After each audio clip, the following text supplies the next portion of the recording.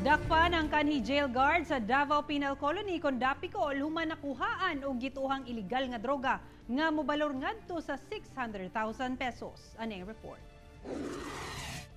Inay mo bantay sa prisuan ang kanhi jail guard na noon sa Dapicol nga si Emmanuel Lalican ang gisulod sa prisuan huban napalitan kini og iligal nga droga sa mga personal sa Talomo Police.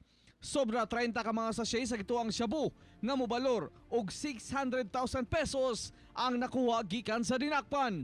Nakuhaan na to siya og bali 33 ka sachet, no? Dagko nga sachet.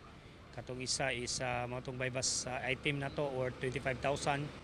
Nato kadako, no? More or less mga 40 grams ni siya, mga estimated state value of 600,000. Aminado ang dinakpan nga iyahang mga illegal nga droga og plano nining ibaligya sa Davao area. Pagulitan na ito sa core. Ha? Pagulitan na.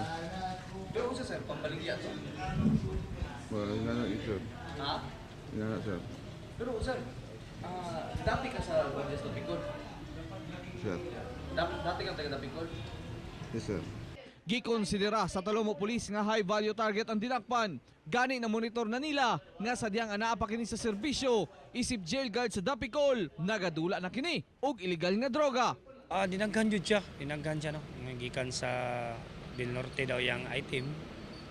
Tapos grabe-grabe po din yung item po kay daghan jud. Kung sa Davao ang iyang target market? Oh, naman na siya board sa may Barangay 31. Kauban si Melchor Awing sa kamera. Ako si Real Soroche para sa One Mindanao.